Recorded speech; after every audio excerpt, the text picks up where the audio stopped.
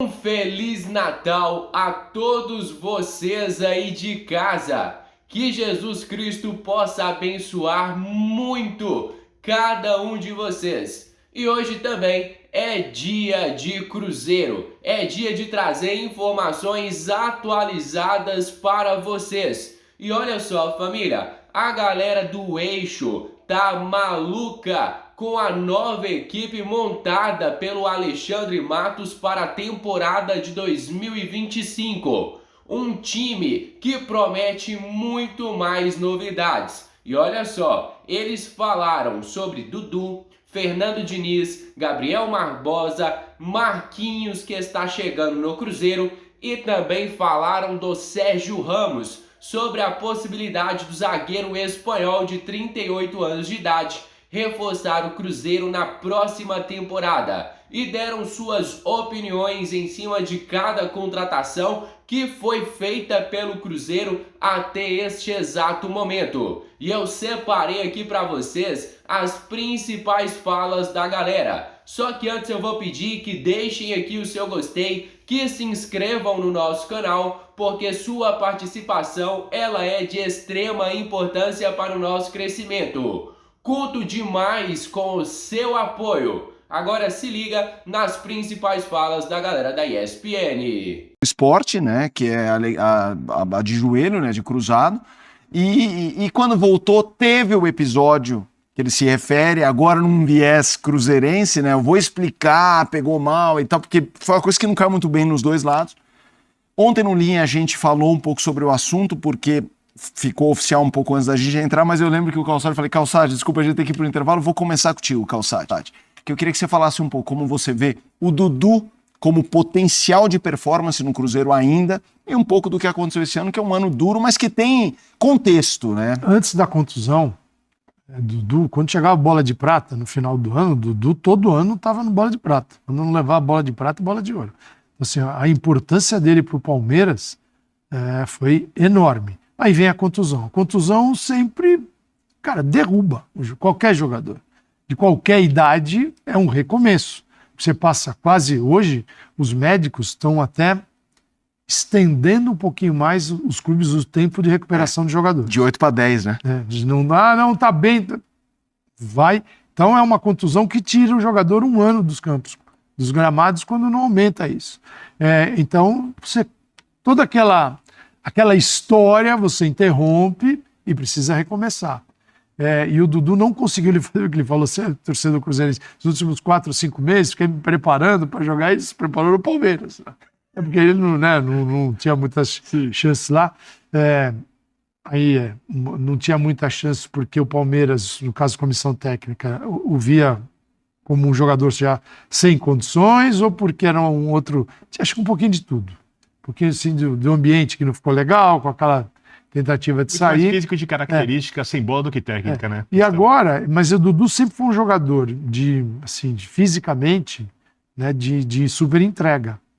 O jogo dele é um jogo que precisa, fisicamente, de ele estar muito apto a jogar, porque é de velocidade, é de ruptura, é de atacar, é de diagonais, ele é um cara... então, assim, ele precisa estar bem. E essa é a dúvida. Assim, como é que volta o Dudu? Porque a gente não sabe ainda. O Dudu não voltou. No Palmeiras, a gente não conseguiu ver o Dudu de volta a ponto de falar, o Dudu tem algum problema, o Dudu tá bem, Dudu... Então isso vai acontecer no Cruzeiro, que ele vai iniciar uma pré-temporada com todo o cuidado. Sim, é uma contratação que o Cruzeiro queria há muito tempo. O cuidado que eu vejo o Cruzeiro e qualquer clube brasileiro, isso não é só o Cruzeiro, é para qualquer clube, é o seguinte, o que é o ideal de um elenco? É você ter uma faixa considerável de jogadores na maturidade de 24, 25, 26 anos.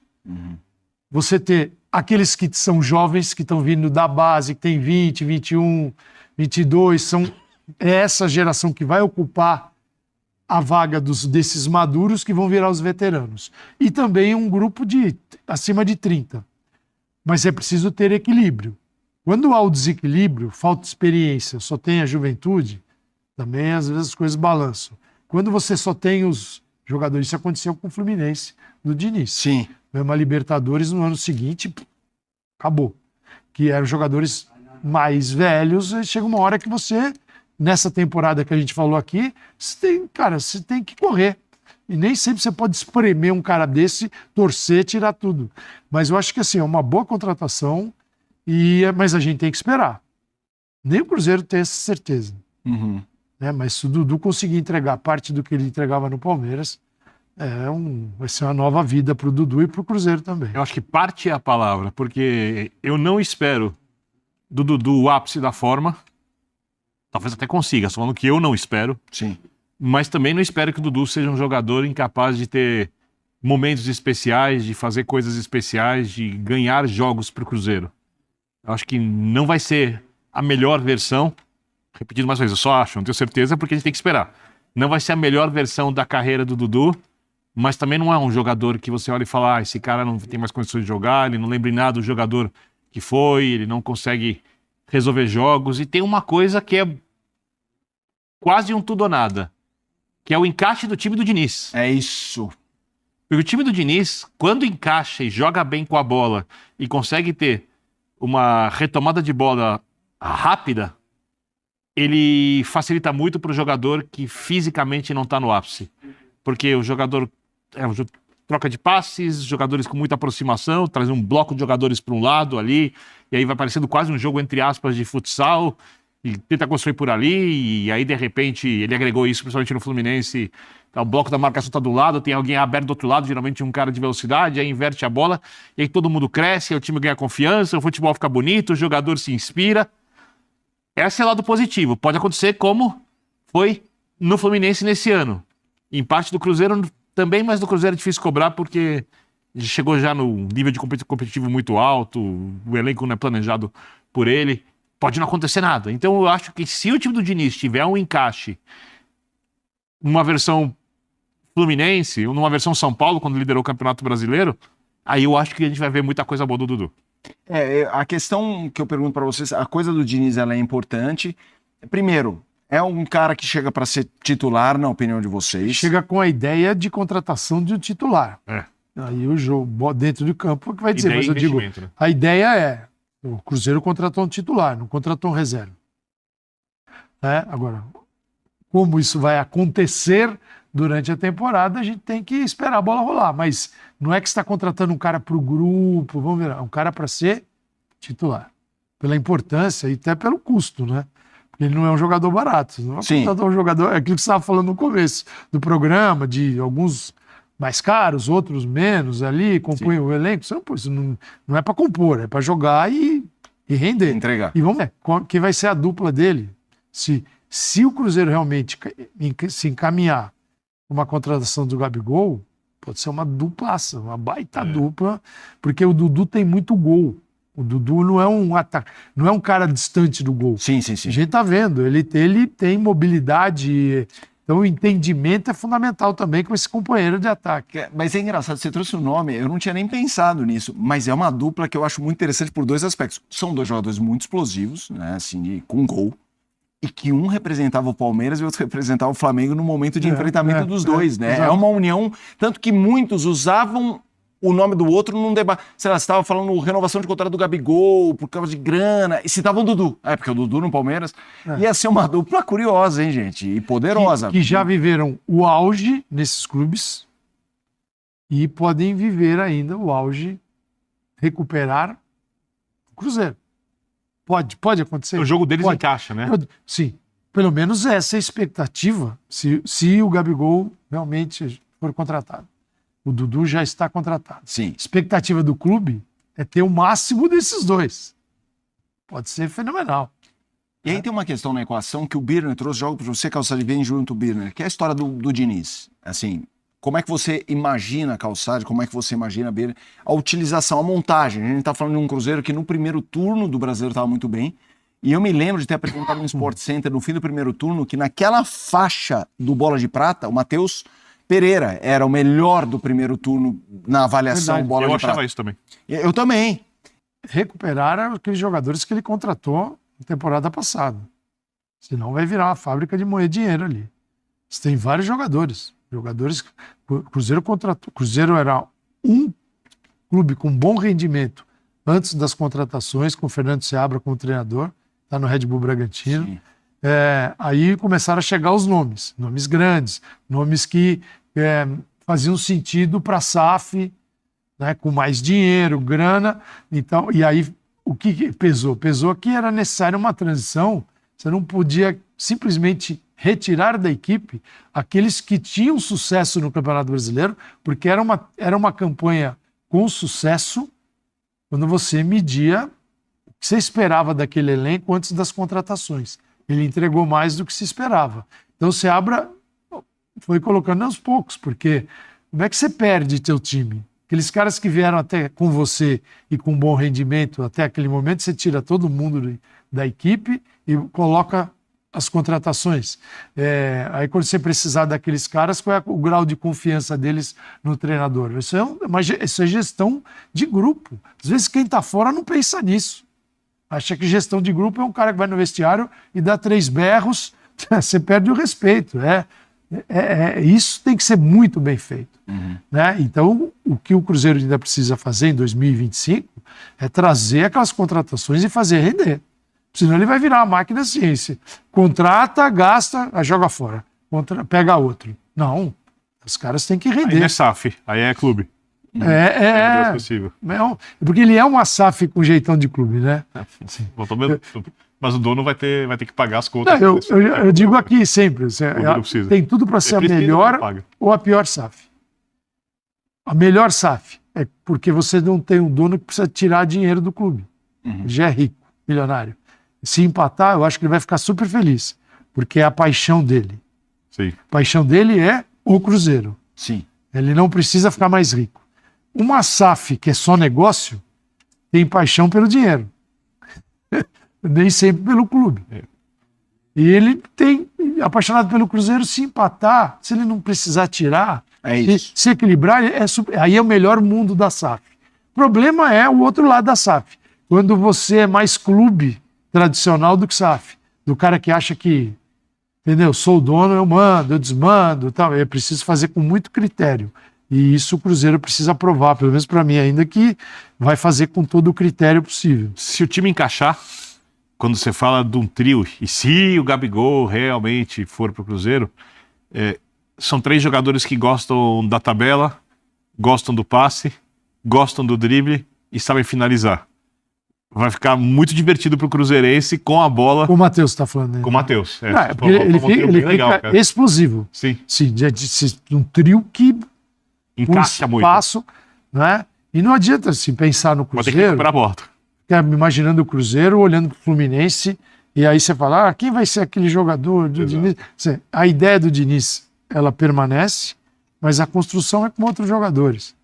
Né? Mas ele tem, assim, uma característica daquilo que ele gosta de fazer. Eu acho que começar o ano, tudo bem que não vai se poder treinar muito, mas ele precisa de um tempo para readaptar, e acho que o time já se acostumou ao jeitão dele, vai precisar começar a vencer. Sim. E 2025, com o Diniz, o Cruzeiro não conseguiu quase nada. Cruzeiro que a gente chama tarde, olha lá, o Marquinhos. Marquinhos, para quem bate o olho, é o jogador lançado pelo São Paulo, foi pro Arsenal, voltou no Fluminense, que o Fluminense rateava e que ele começou... Usou ele como lateral. Exato, tava brilhando ali no lado direito, ou como lateral, ou como ponta direita.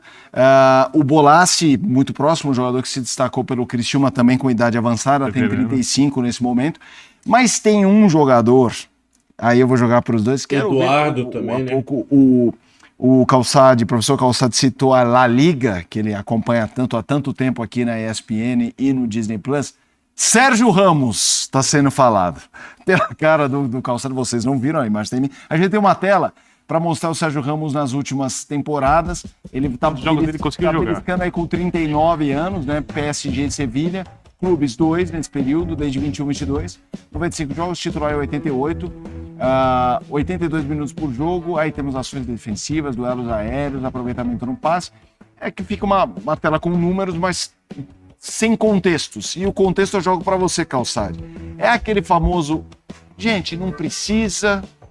Entra no que você falou da SAF de um torcedor que talvez tenha até o orgulho de querer, Sérgio Ramos, a marca. Ou não, ainda tem nem para queimar? Sim, em março, dia 30 de março, completa 39 anos. Então é uma temporada com 39. Né? O Sérgio Ramos, se você olhar para ele fisicamente, ele chega melhor que qualquer jogador do Cruzeiro. Porque ele é um cara obcecado. Sim. É o Cristiano Ronaldo da zaga. Ele, ele é obcecado. Sim. Mas o jogo é físico também, não é só fisicamente. Às vezes o cara está bem fisicamente, mas tem um momento que o futebol, as coisas dentro de campo começam a não acontecer. O Sérgio Ramos foi para o Sevilha e ficou pouco tempo. O Brasil é uma opção, é o Brasil, porque se ele não vai ganhar o que ele pede é na Argentina. Então é o Brasil. O Brasil, se você tem um olhar para o Brasil hoje, que o Memphis conseguiu abrir, isso foi muito importante, porque você começa a chamar a atenção, né, do futebol europeu, que tem um cara, o Memphis, 30 anos, está lá no Corinthians. Não são só os técnicos europeus que olham para cá. Liga brasileira, tem treinador português lá, tal. Embora tem gente de Portugal dizendo, Ramos, assim, com essa idade, você não tem garantia. Ele poderia ter ficado no Sevilha e não ficou. Né? E ele é um jogador caríssimo. Por quê? Porque ele sabe que, para o contexto do futebol europeu, esse impacto midiático não existe, como é aqui. Então o cara está vendendo para, na verdade, porque assim, as pedidas são estratosféricas. Ele está vendendo a imagem. Você está negociando a sua imagem. Sim. Aí tomara que o futebol venha junto. Porque é uma idade muito avançada. Agora, você fala, uma temporada, com 39, talvez o risco seja interessante, mas é caríssimo, hein? Com o dinheiro que você dá no Sérgio Ramos, você contrata a zaga todinha. Precisa ver o que o Diniz... É que o Diniz gosta desse tipo de jogador. Né? O Felipe Melo, ele estendeu o Felipe Melo. Você lembra lá? Fábio, Felipe Melo, o Herman Cano, assim, a idade avançadíssima de caras que têm experiência. Quem que é Sérgio Ramos? Campeão de La Liga, de Liga dos Campeões, campeão mundial de futebol. Sérgio Ramos é campeão de Eurocopa. Ele tem tudo. No mínimo, entra na lista dos maiores jogadores do século da zaga, assim, a lenda. Não é um cara demais. Que entra assim, preocupado com isso. Né? Então, assim, cara, não acho... Se tem dinheiro, quer ir para essa, entende o seguinte, você vai ter um grande nome com feitos enormes no futebol mundial, e que tem 39 anos. E nós temos um calendário que esse cara não vai estar presente no time a temporada toda. Então é preciso pesar isso. Sim. Se o dono do Cruzeiro entender que vale a pena, eu vou ganhar com projeção, e isso vale a pena, porque esses caras trazem muito isso. Sim. Né? Se o clube souber usar, tudo bem. Agora, se fizer um contrato de 3 anos, aí com 42, aí opa. Aí já... Arremata aí, Birner. Sou fã. É um dos jogadores que mais gostei de ver jogar. Tem, inclusive, você procura depois um vídeo, um duelo dele com o Diego, centroavante Diego Costa, do Atlético de Madrid, ali no Real Madrid, ali. A troca de provocação e no final se abraçam, assim, ou seja, o respeito do jogador. Pra ver esse vídeo. No estilo lá, meio à la antiga, assim, eu também gosto muito.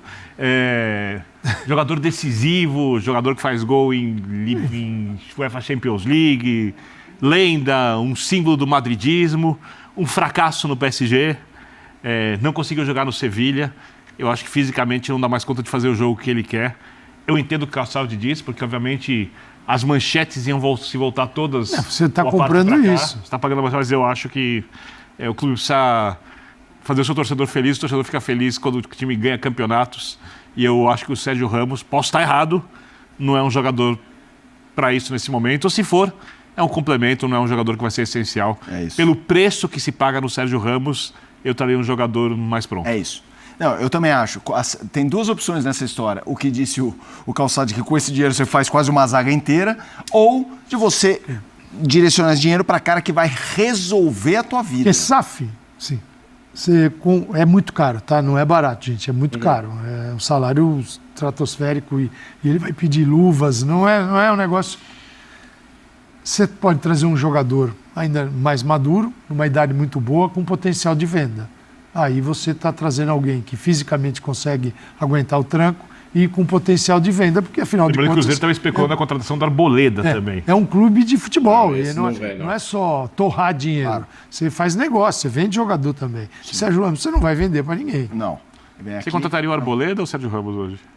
Putz, não vou dar esse corte no Natal. Não. Então é isso, família. Me despeço de cada um de vocês aí de casa. Agradeço de coração pela sua presença e peço no final que não se esqueça de deixarem aqui o seu gostei, de se inscreverem no nosso canal, porque a sua participação é de extrema importância para o nosso crescimento. Um grande abraço de um cruzeirense para cruzeirense. Fui!